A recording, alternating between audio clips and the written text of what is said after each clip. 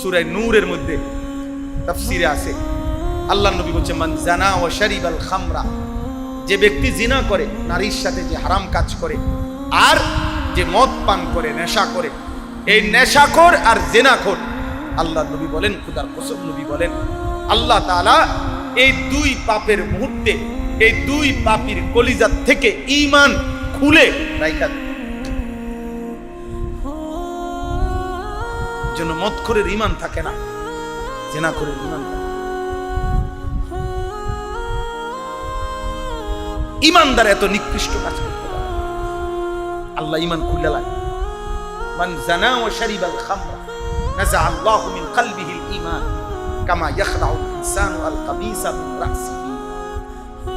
মানুষ যেমন গায়ের জামা খুলে ফেলে, নবীজি বলছে আল্লাহ এমনই ভাবে তার কলিজা থেকে ঈমান টেনে বের করে ফেলে। সাংঘাতিক বিষয়।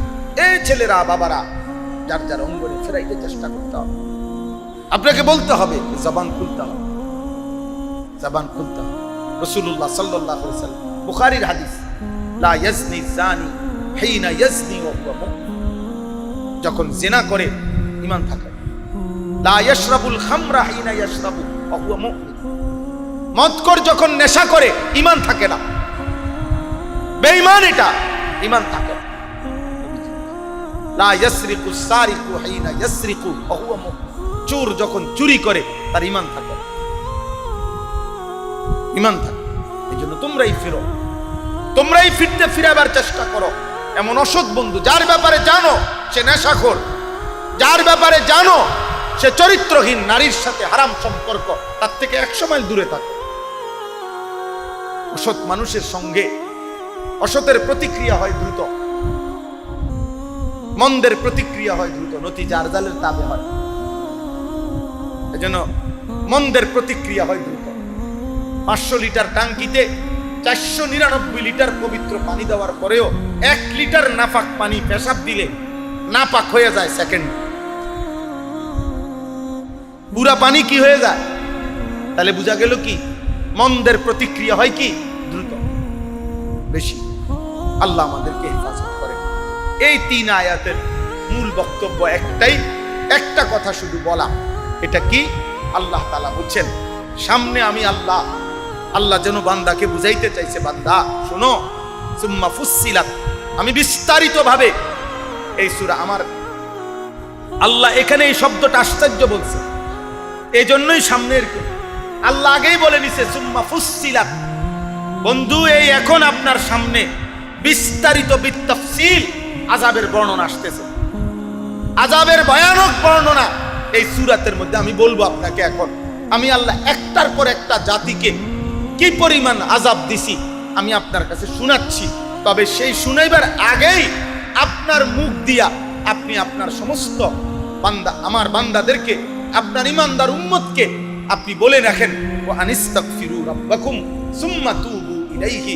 হে আমার উম্মত, আপনি বলেন, হে নবী আপনার উম্মতকে আপনি বলেন, হে আমার উম্মত, তোমরা ইস্তেগফার করো, গুনাহ থেকে মাফ চাও, তওবা করে আমল শুরু করে আবার আল্লাহর দিকে ফিরে আসো, ফিরে আসো। নাই তো আল্লাহ তাআলার আযাবের বর্ণনা আসতেছে। আর আল্লাহ পাক বলেন, বন্ধু আপনি বলেন গুনাহ থেকে ইস্তেগফার করো আর পুনরায় ইবাদত শুরু করে তওবা করো, মানে আল্লাহর কাছে ফিরে আসো। যদি এই কাজটা করো, যাবতীয় গুনাহ ছেড়ে দিয়ে মাফ চাও, ইবাদত শুরু করে যদি তওবা করো, আমি আল্লাহ ওয়াদা দিলাম, ইউমাত্তিউকুম মাতাআন হাসানান ইলা আজালিম মুসাম্মা, আগামী হায়াত মৃত্যু পর্যন্ত তোমার যাবতীয় প্রয়োজনীয় উপকরণ সবচেয়ে পবিত্র উত্তম হালাল বস্তু দ্বারা আমি নিজে পূরণ করে দেব। সব প্রয়োজন পূরণ করব হালাল দিয়ে, হালাল দিয়ে। ইস্তেগফার করো, তওবা করো। ইস্তেগফার বলা হয় গুনাহ ছেড়ে দিয়ে মাফ চাওয়া। বলেন, আপনারা বলেন ইস্তেগফার কাকে বলে? গুনাহ ছেড়ে দিয়ে মাফ চাওয়া। বলেন। তওবা বলা হয় পুনরায় ইবাদত শুরু করে আল্লাহর কাছে ফিরে আসা। পুনরায় ইবাদত শুরু করে আল্লাহর কাছে কি করা? বলেন তওবা মানে কি? এজন্য তাফসীরে স্পষ্ট আছে, গুনাহ ছেড়ে দেয় নাই, এমনে মাফ চাচ্ছে, এটা মিথ্যাবাদীর ইস্তেগফার। ইবাদত শুরু করে নাই, এমনি তওবার ভান করছে, এটা মিথ্যাবাদী। আল ইস্তিগফারু বিলা ইকলাইন আনিদ যুনুবি তাওবাতুল কাদ্দাবিন। গুনাহ ছেড়ে না দিয়ে গুনার জায়গায় রাখা যে ইস্তিগফার করে, তওবা করে, এইটাকে বলা হয় উলামায়ে কেরামের ভাষায় তাওবাতুল কাদ্দাবিন, মিথ্যাবাদীর তওবা। মিথ্যু, চুরির জায়গায়, সুদের জায়গায়, ঘুষের জায়গায়, কিস্তির জায়গায়, বিড়ির জায়গায়, মিথ্যা নারী, নাটক, সিনেমা, গালি সব আপন জায়গায় বহাল। উনি কয় আস্তাগফিরুল্লাহ। কি আস্তাগফিরুল্লাহ মানে কিটা? পকেটে বিড়ির প্যাকেটটা পকেটে, এবারে কয় আস্তাগফিরুল্লাহ রাব্বি। কারে কোন কাকা এটি কার দ্বারে হুনা কারে, মানে বিষয়টা কারে বুঝাইতে আছে? হ্যাঁ, আল্লাহ এটা বুঝছে না। সুদের টাকা আপনি মাত্র গুন্না তুই আইছেন, বেটারে কইছেন এই তুমি কিন্তু 2 মিনিট বইও, আমি সালামটা ফিরে যাই, এই টাকাটা বুঝাই দিয়ে দিতেছি, তুমি আঘাত দ্বারাই দাও, লইরো না, আইতে আসিস মসজিদে আই। নামাজের আগেও সুদের টাকা গুনছে, যাই এখন আবার গুন্না দিবে, আর মাঝখান দিয়ে সালাম ফিরাইয়া ইমাম সাহেবের লগে কয় মাতালারে বাটফার, মাতালারও কিতা সিটার কি এর মাতালারও, কার কাছে মাথা লাগতেছে? আল্লাহ বুঝছে না। তাহলে এটা মিথ্যাবাদীর কাজ। এই ইস্তেগফার কি বলেন না, গুনাহ ছেড়ে দেওয়ার কোনো প্রস্তুতিই নাই, মানসিকতাই নাই। এটা তওবা হয় না আপনার, এই জন্য তওবা কার্যকর হয়। তাহলে তওবার তো ফলাফল হওয়ার কথা। এই জন্য কিতাবের মধ্যে আছে গুনাহ ছেড়ে দিয়ে তওবা করা, নতুন করে ইবাদত শুরু করা। ওয়া ইন্নী লাগাফফারুন, কোরআনের আয়াত, ওয়া ইন্নী লাগাফফারুন লিমান তাবা ওয়া আমানা ওয়া আমিলা সালিহান। আমি তার জন্য ক্ষমাশীল যে তওবা করলো, আমার কথা মেনে নিল এবং আমল শুরু করল। ওয়া ইল্লা মান তাবা ওয়া আমিলা সালিহান, কোরআনে বারবার আছে। আবার আছে ইল্লা মান তাবা ওয়া আমানা ওয়া আমিলা আমালান সালিহা ফাউলাইকা ইউবাদদিলুল্লাহু সাইয়্যাতিহিম হাসানাত। সব কানে কথা আছে। তাহলে সুম্মা তুবু ইলাইহি অর্থ হইল পুনরায় ইবাদত শুরু করো, আবার শুরু করো। ফজরের নামাজ ছুটে গেছে, আজ থেকে শুরু করো। মিথ্যা বলা হয়ে গেছে, ছাড়ো এটা, এখন থেকে সত্য বলো। হারাম রোজগার করতা, ছাড়ো এটা, এখন থেকে হালাল রোজগার করো। এই জন্য যুবক ভাই, দোস্ত আমার, আমাদের কাছে অনুরোধ, একজনও বুঝো, আমরা নির্দিষ্ট সংখ্যার কাঙ্গাল না। ফেরিওয়ালা, আমি সব সময় বলি, ফেরিওয়ালার বৈশিষ্ট্য হলো ফেরিওয়ালা তার মাল বদলায় না, বলাও বন্ধ করে না। ফেরিওয়ালা 3 দিন পরে মাল চেঞ্জ করে না। বেচা হয় না আজ 3 দিন, দূর এটা বেচতাম না, অন্য কিছু না। ফেরিওয়ালার কথা হইলো মাল বেচা না হোক, গলি গলি আমাকে যাইতে হবে, এবং তার বলা বন্ধ করে না। প্রত্যেক গলিতে গলিতে সে তার পণ্যের ঘোষণা দিতেই থাকে। ওলামায়ে কেরাম, আমরাও আমাদের কথা বদলাবো না। বৃষ্টি যখন আসে, সবাই জানে বৃষ্টির আগ মুহূর্তে একটা ঠান্ডা বাতাস বয়, ওই বাতাসটা গায়ে লাগলেই মানুষ বুঝে বৃষ্টি আসতেছে। বৃষ্টির আগে মানুষ বুঝে, ঠিক ধ্বংসের আগে, বরবাদির আগে, চূড়ান্ত আযাবের আগে মানুষ পাপের সীমা লঙ্ঘন করে, এটাই নিয়ম। আর আল্লাহ তাআলা ধুয়ে মুছে আবার ঈমানের বিজয় করে, আবার মুমিনের বিজয় হবে ইনশাআল্লাহ। বলে যেন আপনাদের কাছে অনুরোধ, আপনারা প্রথমেই ইনশাআল্লাহ এই আলহামদুলিল্লাহ যারা আসছেন, প্রত্যেকেই চেষ্টা করবেন আল্লাহর পথে নিজের এবং পরিবারের, স্ত্রী সন্তানের ঈমান আমলের দিকে যত্নবান। ইয়া আইয়ুহাল্লাযীনা আমানু কু আনফুসাকুম ওয়া আহলিকুম নারা, হে ঈমানদারগণ, তোমরা নিজেকে এবং পরিবারের সদস্যদেরকে জাহান্নামের আগুন থেকে বাঁচাও। তাফসীরের মধ্যে আছে, হযরত সালমান ফারসি এই আয়াত নাজিল হওয়ার পরে 3 দিন এক টানা কাঁদছেন এবং বলছেন, হায় জাহান্নামের আগুনে যদি আমাকে ফেলা হয় আমার কি হবে, আমার হবেটা কি? এভাবে তিনি কাঁদছেন। হযরত আলী রাদিয়াল্লাহু তাআলা আনহু স্পষ্ট এই আয়াতের তাফসীর আছে, ওয়া আহলিকুম নারা, তোমরা তোমাদের পরিবারকে জাহান্নামের আগুন থেকে বাঁচাও। এই কথার অর্থ কি? হযরত আলী রাদিয়াল্লাহু তাআলা বলেছে, আল্লিমুহুম ওয়া আদ্দিবুহুম, তোমরা তোমাদের পরিবারের সদস্যদেরকে দ্বীনের ইলম শিখাও এবং আখলাক, আদব, শিষ্টাচার, ভদ্রতা, দ্বীন, আখলাক শিখাও, চরিত্র শিখাও। স্ত্রী এবং সন্তান, পরিবারের ইলম এবং আদব, আখলাক, এটাই হচ্ছে আহলিকুম নারা, এই কথার অর্থ। আজকে মুসলমান আমরা ভুলে গেছি। স্ত্রী আছে অনেকের, সন্তানাদি আছে অনেকের, কিন্তু নিজের স্ত্রী এবং নিজের সন্তানের ব্যাপারে একজন পুরুষের, একজন অভিভাবকের প্রথম দায়িত্ব কি এটা ভুলে গেছে। এটা ভুলে গেছে। আজাইরা কাম লইয়া গেছে। আজাইরা মায়ের হাত থেকে 6 বছরের বাচ্চা মোবাইল টিপে, বাপের হাত থেকে 7 বছরের বাচ্চা মোবাইল টিপে। তাহলে 7 বছরের বাচ্চাটাকে মোবাইলে আসক্ত বানায় দিছে মা, বাবা, বড় ভাই, আপনজনরাই বাচ্চাটাকে নষ্ট করে দিছে। তাহলে দিন শিখাবে কে? আল্লাহ চিনাবে কে? আল্লাহর নবী সাল্লাল্লাহু আলাইহি সাল্লাম বলেন, মা নাহালা ওয়ারিদুন ওয়ালাদাহু মিন নুহলিন মিন আদাবিন হাসান। কোন মানুষ তার সন্তানদের জন্য সবচেয়ে উত্তম যা রেখে গেল, আল্লাহর নবী বলেন তা হচ্ছে আদাবুল হাসান, উত্তম আখলাক। যে তার স্ত্রী পরিবারের জন্য উত্তম জীবন, উত্তম আখলাক রেখে গেছে, আল্লাহর নবী বলেন সেই তার পরিবারের জন্য সর্বোত্তম জিনিস রেখে গেছে। এটাই বাস্তবতা। এজন্য আমরা বহুভাবে চেষ্টা করতেছি, আলহামদুলিল্লাহ।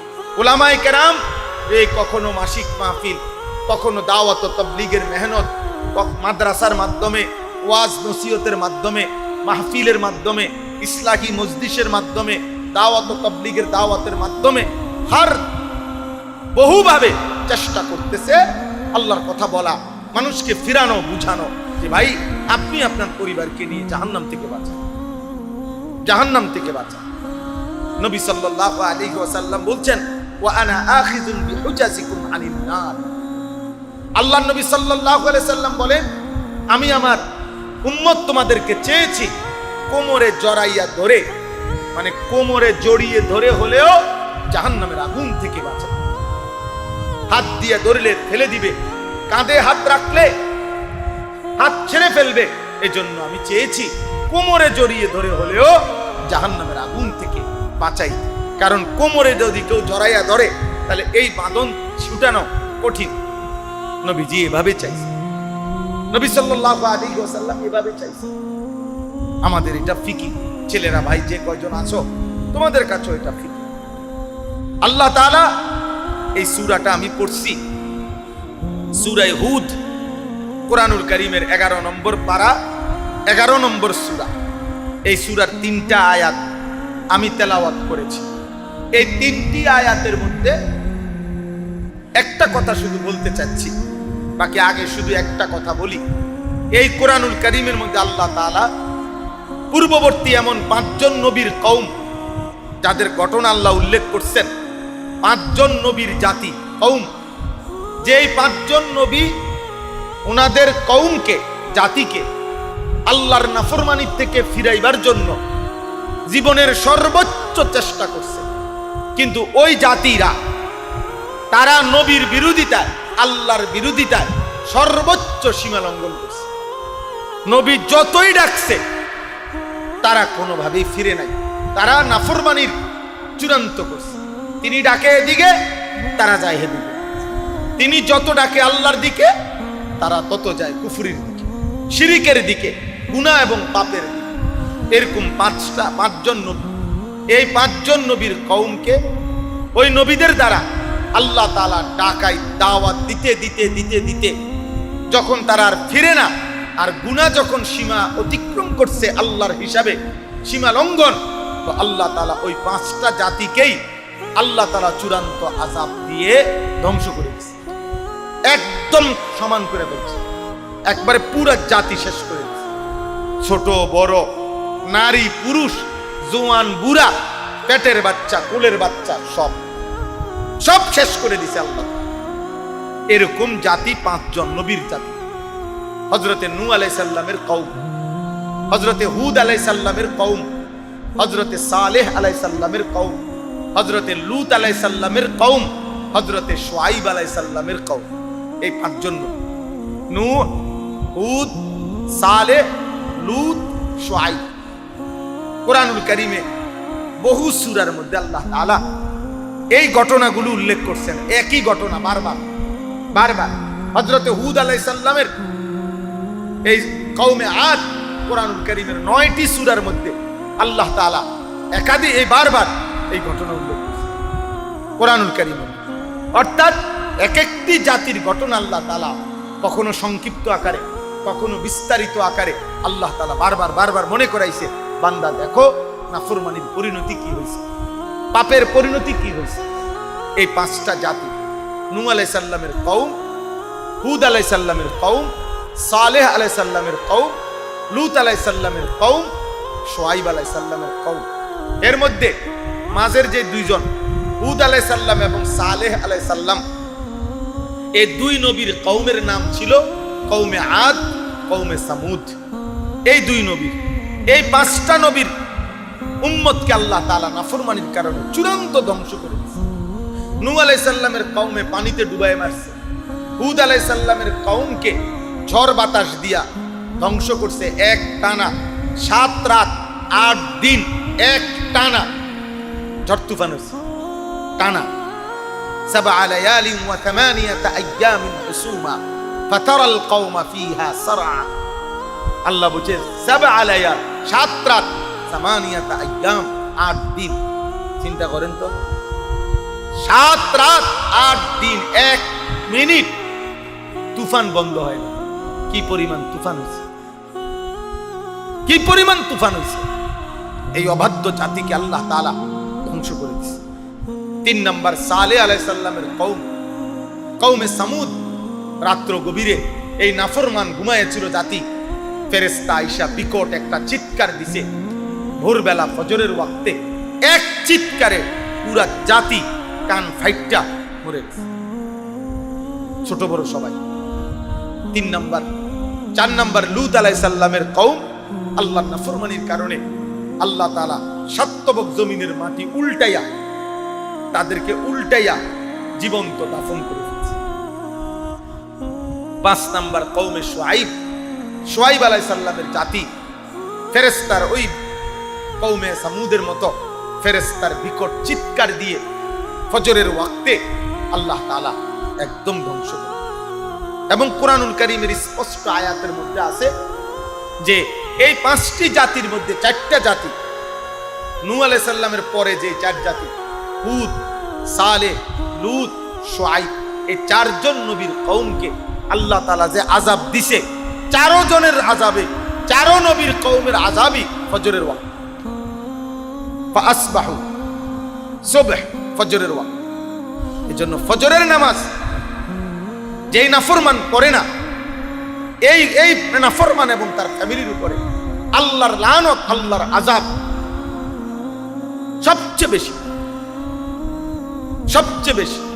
এদের জীবনের কোনো বরকত হয় না, এদের জন্য বরকত। আল্লাহর নবী সাল্লাল্লাহু আলাইহি সাল্লাম স্পষ্ট হাদিসে আছে, আল্লাহুম্মা বারিক লি উম্মতি ফি বুকুরিহা। আল্লাহ ভোরে ভোরে ফজরের ওয়াক্তে আমার উম্মতের হায়াতে, জীবনে আপনি বরকত দান করেন। তাইলে ফজরের নামাজ যে নাফরমান পড়ে না, নবীর বরকতের দোয়া ওই নাফরমান উম্মতের জন্য আসে না।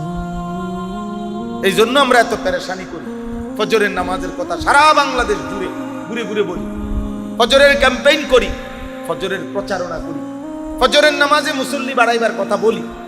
মসজিদওয়ালারা, মসজিদ সুন্দর হইছে, মসজিদের যে কয়েকজন নিয়মিত মুসল্লি আছেন, ছেলেরা যারা আছো ভাই মুসল্লি, মসজিদের নওজোয়ান ভাই, তোমরা ফিকির করো, ফজরের মুসল্লি বাড়াও। এই মসজিদ পুরা করো ফজরের মুসল্লি দিয়া, জুমা দিয়া হিসাব না, ফজর দিয়া। 5 ওয়াক্ত নামাজের বুনিয়াদ, ভিত্তি ফজর। কোন নামাজ বলেন না? 5 ওয়াক্ত নামাজের বুনিয়াদ কোন নামাজ? ভিত্তি, প্রথম খুঁটি, প্রথম ফিলার ফজরের নামাজ। 5 ওয়াক্ত নামাজ যদি 5টা ফিলার হয় তো প্রথম ফিলার কোন নামাজ? তো তাইলে প্রথম ফিলার ফজরের নামাজ। এবার আল্লাহর নবী বলছে বরকত ফজরের ওয়াক্ত। এজন্য ওই 4টা জাতি ধ্বংস করছেন আল্লাহ তাআলা ফজরের ওয়াক্ত, ভোরবেলা। ফাসবাহু ফি দারিহিম জাসিমিন, ফাসবাহু ফি দিয়ারিহিম জাসিমিন তুদাম্মিরু কুল্লা শাইইন বিআমরি রাব্বিহা ফাসবাহু লা ইউরা ইল্লা মাসাকিনুহুম। সূরা আহকাফের মধ্যে আছে আল্লাহ তাআলা বলছেন আলাইসা সুবহু বিকরিব ইন্না মাওইদাহুমুস সুবহু। এই সব আয়াতের মধ্যে এই বর্ণনা আছে। তো আমার বলার উদ্দেশ্য হলো, এই যে ছেলেরা মাহফিলের আয়োজন করছেন, আপনাদের এটা কাজ। তোমরা যারা মহল্লার ছেলে পেলে আসো, আলহামদুলিল্লাহ, তোমাদের কাছে এটা অনুরোধ, একজন যুবকে উদ্যোগ নাও যে তুমি একজন ফজরের মুসল্লিকে ডাকবা। দেখবা একদিন আলহামদুলিল্লাহ এটা বাড়ে। আমি আজকে দেখছি এই অল্প কয়দিন হয়, আজকে 3-4 বছর ধরে একটা ভালো মেহনত হয়েছিল বিভিন্ন মসজিদের মধ্যে। আলহামদুলিল্লাহ আরবি হিজরি তারিখ লাগানোর একটা নতুন প্রচারণা শুরু হয়েছিল। আলহামদুলিল্লাহ এখন আইসা অনেক মসজিদে গেলে দেখি যে সুন্দর আলাদা তারিখ, আরবি হিজরি তারিখ লাগানোর প্রচলন আছে। এটা একটা নতুন মেহনত হওয়ার বরকতে আলহামদুলিল্লাহ অনেক মসজিদে এগুলো এখন কি লাগানো হয়। এটা ভালো দিক। আমার নতুন ফিকির যে বারবার যে এই কথাটা বলা, আমি চেষ্টাও করতেছি যে প্রত্যেক মসজিদে অতিরিক্ত প্রয়োজনের অতিরিক্ত কোরআন শরীফ, এই যে কোরআন শরীফ এগুলো কম রাখা উচিত, প্রয়োজনের অতিরিক্ত না নেওয়া। আর যা আছে নতুন হোক পুরাতন হোক সিরা হোক গিলাফ ছাড়া একটা কোরআন শরীফও না থাকে। হাজার লক্ষ মসজিদ আপনি দেখবেন মসজিদের বাথরুম পর্যন্ত টাইলস, মসজিদের পেশাবখানা টাইলস, কিন্তু কোরআন শরীফ গুলো এমন ভাবে রাখছে সবচেয়ে অযত্নে, সবচেয়ে অবহেলায়, সবচেয়ে জুলুমের শিকার আল্লাহর কোরআন। বালু সালু ময়লা কোরআন শরীফ জানদের তুইছে, ব্যাটারির বাক্স হেন্দিয়া, আগরবাতির বাক্স হেন্দিয়া, মেজ বাতি ওইখানে পুরান আবি যাবে, মানে মসজিদের যত বুঝাইতে চায়, মসজিদের যত বেহুদা জিনিস আমরা। এটা ইনসাফ? আল্লাহর কোরআনের সাথে এটা ইনসাফ করে? মুহিউস সুন্নাহ হযরত মাওলানা শাহ আবরারুল হক রাহমাতুল্লাহি আলাইহি পৃথিবী বিখ্যাত বুজুর্গ ছিলেন। আমরা খুলনার হযরতের কাছে শুনছি, হযরত মাওলানা মুফতি নুরুল আমিন সাহেব হযরতের মুখে আমি অনেকবার শুনছি। এই হারদুই হযরত মুহিউস সুন্নাহ হযরত মাওলানা শাহ আবরারুল হক রাহমাতুল্লাহি আলাইহি কোন মসজিদ মাদ্রাসায় গেলে 3 জিনিস দেখতেন। 1 নাম্বার, প্রথমেই বলতেন আপনাদের কোরআন শরীফগুলো কোথায় রাখছেন, 2 নাম্বার আপনাদের টয়লেট বাথরুমগুলো কোথায়, এগুলো দেখা। 3 নাম্বার আপনারা যে রান্নাঘর পাক করেন মাদ্রাসার, পাকঘর কোথায়, এটা দেখা। হযরতের নাকি আজীবন এটা অভ্যাস ছিল যে হযরত এই 3 জিনিসের ইহতিমাম করতেন। যে হযরত, আমি নিজেও হযরতের কিতাবের মধ্যে পড়ছি, মালফুজাতে আবরারের মধ্যে আছে, হযরত বলছেন যে তালেবে ইলমের খাবারের জায়গা পরিচ্ছন্ন থাকা চাই, তালেবে ইলমের জন্য প্রয়োজন পরিমাণ টয়লেট বাথরুমের ব্যবস্থাপনা থাকা চাই, আর মসজিদ মাদ্রাসা সর্বত্র আল্লাহর কোরআনের সর্বোচ্চ ইহতিমাম করা চাই।